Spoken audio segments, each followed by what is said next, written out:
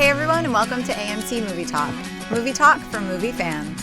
I'm Crystal Kennedy, and this is the show that we bring you the day's biggest movie news with insight into what it all means. Joining me today is AMC Movie News Senior Editor, Jon Schnepp. Hey, Crystal, how you doing? I'm good, how are you? Excellent, thank you. And we also have director of the upcoming film ABCs of Death, Mr. Jon Schnepp. All right, what's up? Mailbag. Whoop. He gave it away. Totally gave it away. Well, we have a special edition today, so Jon, tell us what it's about. Yeah, we thought, we reintroduced the mailbag segment on the show, and since doing so, you guys have been emailing us in basically 100 times more emails than we can actually get to. So we thought we would take today and do one special all mailbag edition. It is amazing. Let me throw this out there first. I'd say about 50% of the 100 or so emails we've gotten in the last little while have been everybody's writing in their dream casting for Justice League. I bet. Has been about that. A lot of Star Wars questions, a lot of Wolverine questions. So we're just going to get to as many as we can today as we possibly can. So Chrisley's got a bunch of emails pulled out, so let's get started. All right, the first one is Kang Thao, who writes, "Hi guys, I love the show. This question's on my mind since you guys brought it onto the show. If Disney is planning the Hulk to be in Phase 3 with Planet Hulk because they don't own the rights to the FF4 and X-Men, who do you think will take place of Mr. Fantastic and Professor X in the Illuminati? Or do you think that the Guardians of the Galaxy will take the Hulk and the Illuminati will never be formed?" No, if they do Planet Hulk, and for those of you who don't know what we're talking about, Planet Hulk is this big... It's two stories. It's called World War Hulk, Planet Hulk and World War Hulk. And basically it's a story where the Earth's heroes basically decide the Hulk is just too dangerous. And they exile him off to another planet where he becomes a space gladiator and becomes king of that planet and then comes back to Earth really pissed off, looking for revenge for exiling him, and his wife dies. But that's a whole nother story. I don't think you can do Guardians of the Galaxy taking him away. I think for that story to work, if you're going to do it in the Marvel context, the Marvel movie universe context, I think the way you've got to do it is that the Avengers are the ones who sent him off, because you got to have him fighting the Avengers when he comes back. So if they are in fact going to be kind of following the Planet Hulk and World War Hulk storylines, which has been suggested, we don't know that for a fact, but if they are, I think it's the Avengers who've got to exile him, because they're the ones he's got to fight when he comes back. Schnepp, what do you think?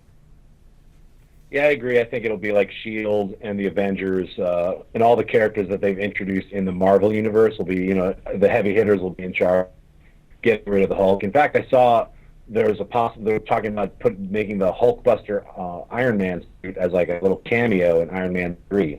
You'll see it in the background, like he's building something that looks like the Hulkbuster. So the Hulkbuster will be in Avengers 2, or at least the end of Avengers 2, That would make a lot of sense. What's next? Yeah. Okay, Timothy Johnson writes, "I know you have talked much on the topic of Justice League, and it seems to be one of the biggest movie buzz at the moment due to recent statements putting off production of the film. No doubt the WB/DC need to get a firm foundation laid for an expanded movieverse. I think the studios need to focus on a Man of Steel sequel first, with a solid cameo at the end of the film leading the way to a Justice League movie. They would have a better chance doing that than rushing a Justice League movie in theaters into 2015. What do you guys think?" Okay, first, who wrote that? Timothy Johnson. Timothy Johnson. Thank you for the question. First of all, you can't have a cameo, a solid cameo, unless you already know what you're going to do next. There's no point in having... The brilliant thing about the Marvel cameos is that they already know what those cameos are setting up. And right now, I don't think Warner Brothers has any kind of an idea what it is they're setting up. Plus, Man of Steel was finished shooting a long time ago. So it's kind of too late for that, and they can only do cameo if they're setting something up. But I do want to address something that you brought up in your email, and then we'll get to Schnepp's thought on this. You mentioned, and I hear everybody talking about rushing for 2015. Rushing for 2015. Folks, between now and the summer of 2015 is a long time. There is plenty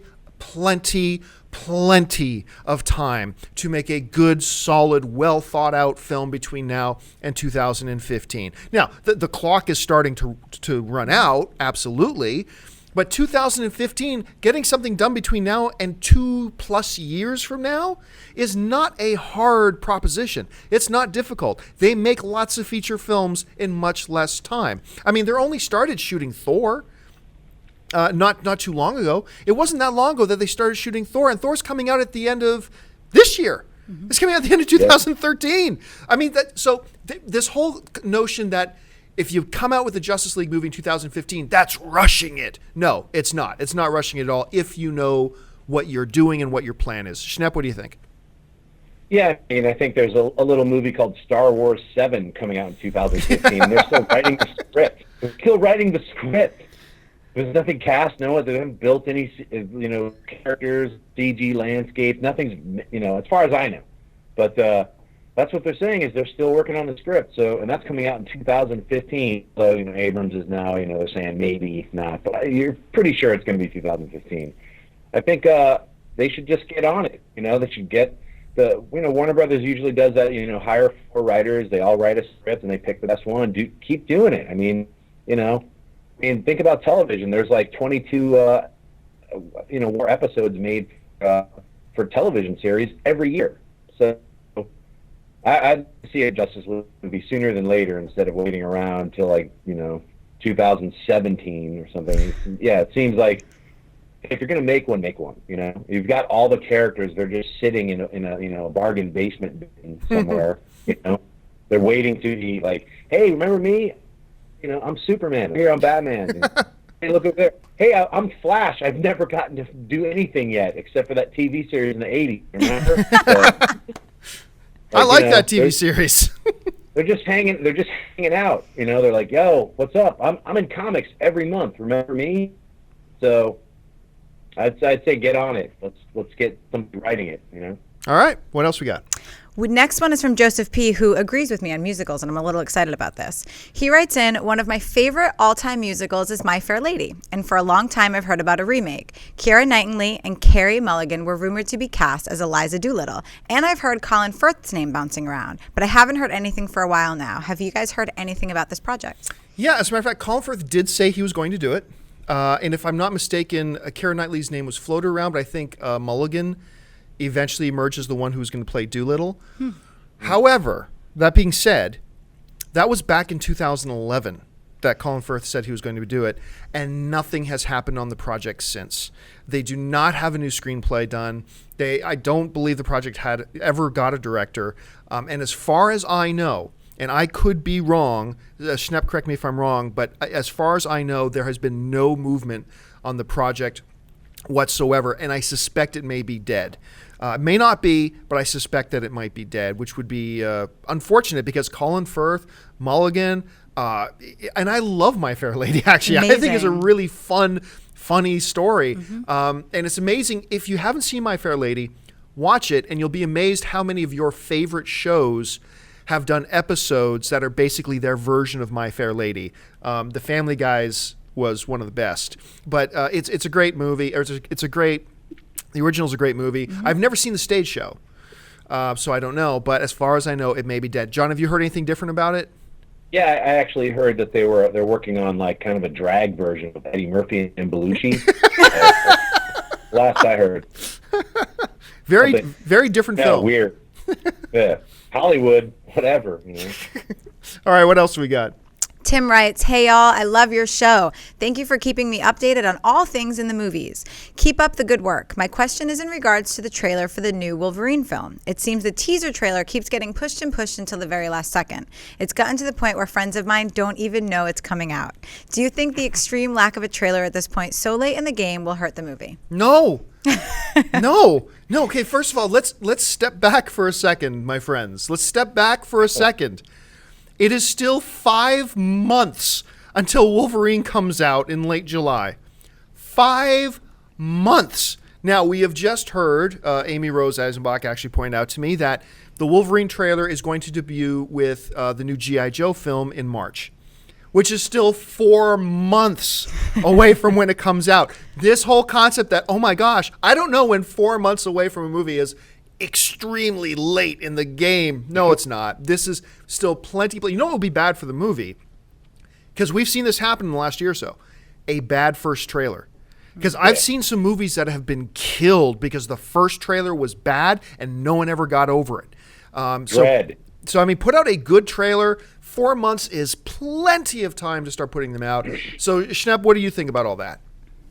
Yeah, I said Dread was one of the movies that got killed by a bad first trailer. Yeah. Which I loved that movie, but I thought the first trailer, I was like, wow, this looks kind of like cheap and lame. Just because it was badly put together, the trailer. So, yeah, 4 months is quite a long time, especially in our society filled with ADD-addled people who can't, concentrate for 5 minutes on a cell phone. So, why don't you relax? You'll get to see a trailer. Plus, all these trailers that come out, like ones that come out, like here's the mini trailer to the mini tease trailer half minute. Yeah. It's like here's 10 seconds of a micro trailer. Like, look, I'm tired of that stuff. I get suckered into it too. I'm not gonna say I don't watch them. The weird 5 seconds of Iron Man 3. I saw it. Whatever. It's that's the way these giant movies work now. Maybe the Wolverine thing will be just like him standing in his closet, like I'm going to take you out, Wolverine. And you'll feel like a sucker for waiting all these months. I don't think they're going to do that. They're going to release some full awesome trailer. And another thing about trailers is a lot of Hollywood movies now kind of ruin the movie by showing you too much. Yeah. So I think relax. I think the trailer's on its way. 4 months, I agree, it's a lot of time. I'd rather wait. Yeah, me too. All right, what do we got next? Caleb Keeter writes, hey guys, I love the show so much. I was wondering if you could answer a very simple question, especially you, Campia. Who is your favorite Justice League member? Look, I know this is going to sound lame, and I know it's going to sound like a total cop-out, and it's just what everybody says, but if you want me to tell the truth, it's Batman. Of course it's Batman. It's always Batman. Batman 99.9% of the time. I mean, I always used to argue with people about Batman in the comic books and things like that. Some people didn't like the fact that in, the Dark Knight Returns that, Batman beat Superman. Actually several times in the comic books, Batman has beat Superman. Yes, he has to be tricky about it, and yes, he has to cheat, but he wins. But my argument with people has always been, look, you don't get it. In the comic book universe, anything short of Jesus, Batman wins. You Batman, you got Batman fighting the Hulk, and somehow, some way, Batman wins. That's just the way it is. So for me personally, it's Batman. I'm not saying he should be everybody's favorite. I'm just saying he just happens to be mine. Schnepp, what about you? Probably Metamorpho, that weird dude who can change his body into stuff, or John Johns, the Martian Manhunter. I thought for sure you're gonna say Plastic Man. No, I'm joking. Yeah, it's probably Batman for me too. Like all the other weirds, like C Stringer, like the guys who are on the bench most of the time, like Bust guy who could change his hand into a hammer. It's like, yeah, Batman's the best character that of pretty much all superheroes for me. Spider-Man, Fantastic Four, right there too. So Batman. You know what they need a live action film of? The Wonder Twins. You put out a Wonder Twins movie, I'm there. That kicks Avengers 2's ass all over the place. Wonder Twins. It's a comedy, like form of an ice bucket. I'm a Falcon, and then they just like splash people with water. that's exactly it, man. Fighting crime that way. Okay, what else do we got? Kenton from Riverside writes, hey guys, I love the show and look forward to it every day. My question is about the upcoming film, The Hunger Games: Catching Fire. I was wondering what you thought of the first film, and after seeing some of the new images released from the set and the new poster, are you excited for the sequel? I actually, surprisingly enough, I didn't mind the first Hunger Games film. I thought it was pretty good. I like Gary Ross as a director very much. I love Elizabeth Banks. So I'll buy her in just about anything. And overall, I thought it was terribly shot. I thought, especially for the action, there's very few things I hate more in motion pictures today than shaky camera and really rapid editing. What that is a lazy way to hide the fact that you don't know how to direct action. So you don't know how to direct action, just shake the camera a lot and do really quick, rapid editing, and it creates the illusion of action when really it just means me as an audience member, I can't see what's going on. And I hate that. And I hated that they used that technique in Hunger Games. But then I thought it was pretty good. I think I did not like the second two books. I am in the minority. I know. I read them in like a 20-hour stretch while I was playing poker in Vegas at the table. I had my tablet out in between hands, reading the books. And I honestly, I didn't like them very much. So, it's difficult for me to look at the images that have been coming out without having that tainted view of the fact that I already know I don't like the books. So I got to try to get that out of my head. Please do. And just take the movies at their own face worth. So I don't know, Schnepp, what did you think of the original Hunger Games? Are you looking forward to the next one? I was gonna. You were doing the poker games, and you might have been losing while you were reading the Hunger Games. So that affected you were reading it. As you were down more money, you were like, I can't stand this book. Right? That happened?